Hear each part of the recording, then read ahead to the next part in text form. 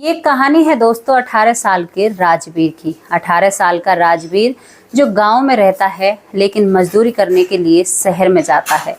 वो शहर में डेली मजदूरी कर कर अपने घर वापस आता है। अब जहां पर वो मजदूरी करने के लिए इकट्ठा होते हैं तो वहां पर उसकी एक लड़के से दोस्ती हो जाती है। लड़का उसका हम उम्र होता है।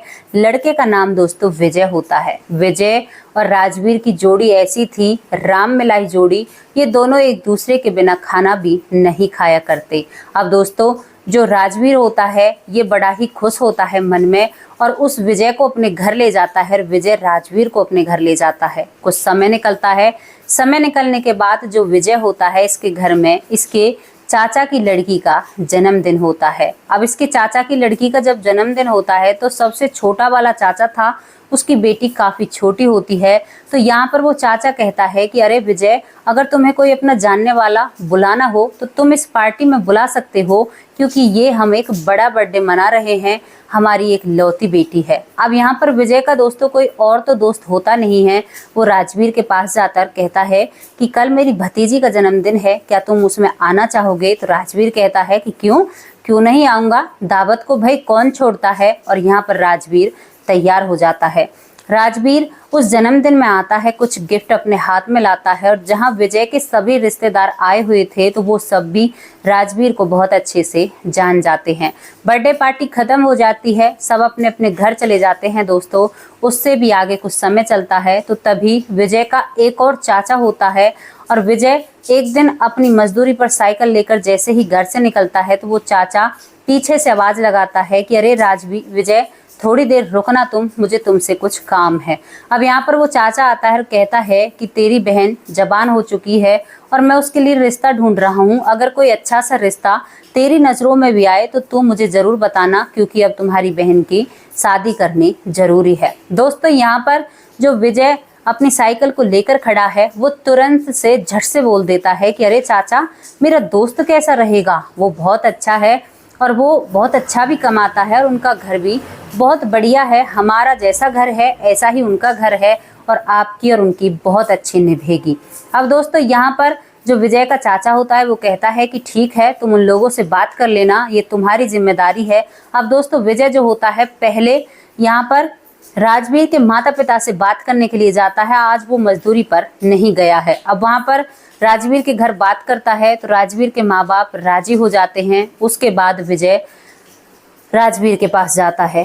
राजवीर के पास जैसे ही विजय जाता है तो वहां पर उस रिश्ते की बात राजवीर से चलाता है। अब विजय राजवीर से कहता है कि राजवीर, मेरे चाचा की लड़की है, नाम सीमा है और खूब खूबसूरत है, लेकिन हम पर देने के लिए कुछ भी नहीं है, क्या तुम उससे शादी कर सकते हो?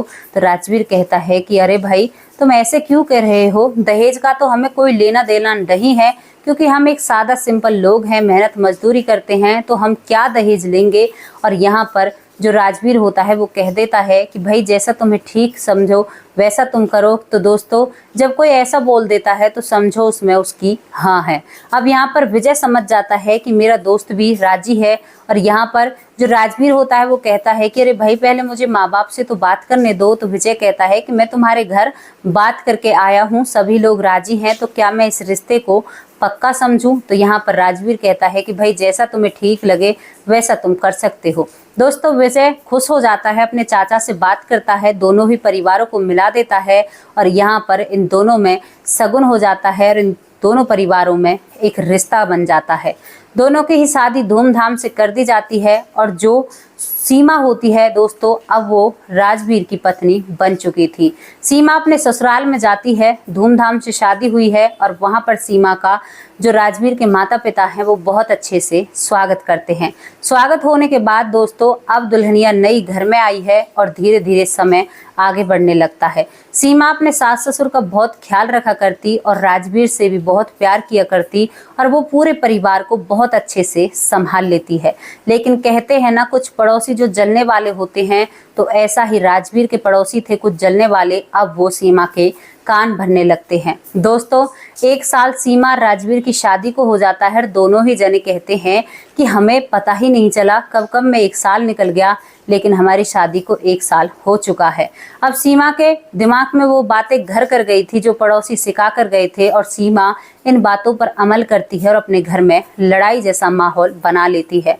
दोस्तों, धीरे धीरे जो छोटी लड़ाई थी वो बड़ी लड़ाई का रूप धरने लगती है और घर में बहुत ज्यादा कलेश होने लगता है। राजवीर ये सब देखकर बहुत हैरान हो जाता है और दुखी रहने लगता है।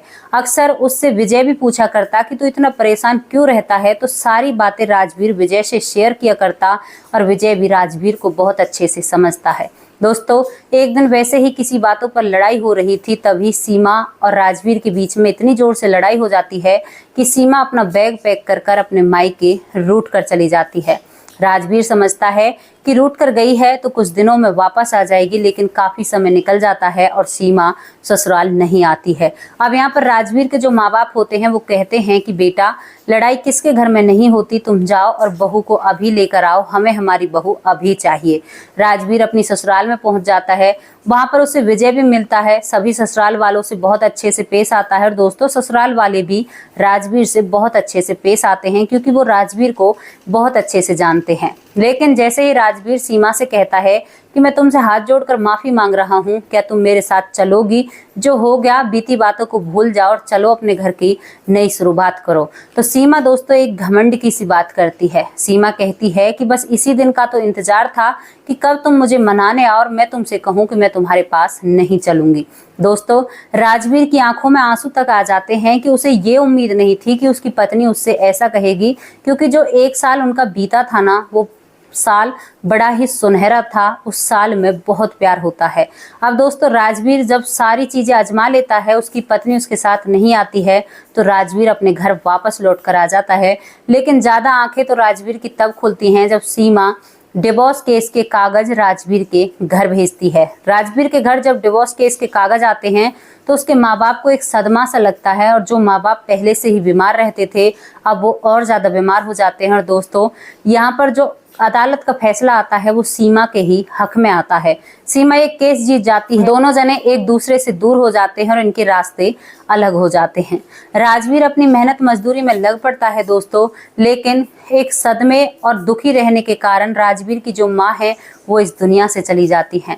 राजवीर को बहुत बड़ा धक्का लगता है, लेकिन वो अपने माँ बाप के लिए एक आदर्शवादी बेटा होता है और अपने माँ बाप का बहुत ख्याल रखता है। अब जब माँ इस दुनिया में नहीं है तो पिता का ख्याल रखना, खाने पीने से सब कुछ राजवीर किया करता और जिंदगी आगे चलने लगती है। दोस्तों, इसके बाद राजवीर को एक और झटका लगता है, उसके पिता भी इस दुनिया से चले जाते हैं और राजवीर खूब रोता है, किस्मत को टटोलता है और कहता है कि भगवान, तुमने मेरी किस्मत कैसी लिख दी, पहले बीवी छोड़कर गई, दोबारा मेरी माँ छोड़कर गई और अब मेरे पिता छोड़कर चले गए और मैं इस दुनिया में अकेला रह गया। इसके बाद दोस्तों, राजवीर अपने आप को संभालता है, लेकिन काम करना वो अपनी जिंदगी में नहीं छोड़ता है और अपने घर में अकेला रहता है, अपने लिए अकेला खाना बनाता है। इन बातों को दोस्तों कई साल निकल जाते हैं। कई साल बाद उसके पास उसका वही दोस्त आता है जिसके साथ उसकी बहुत ज्यादा जमती है, और वो दोस्त आकर कहता है कि राजवीर, तुम्हें मेरी चाचा की लड़की की शादी में आना होगा। तो यहाँ पर राजवीर कहता है कि विजय, तुम्हारे कौन से चाचा की लड़की है जिसकी शादी होनी है?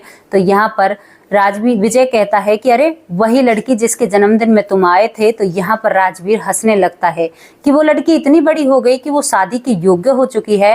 तो विजय कहता है कि हाँ राजवीर, वो शादी के लायक हो चुकी है और उसी की शादी है, और शादी में सब कुछ तुम्हें ही देखना है, अब तुम देख लेना तुम्हें क्या करना है। और दोस्तों, यहाँ पर जो विजय होता है राजवीर को कार्ड देकर अपने घर चला जाता है।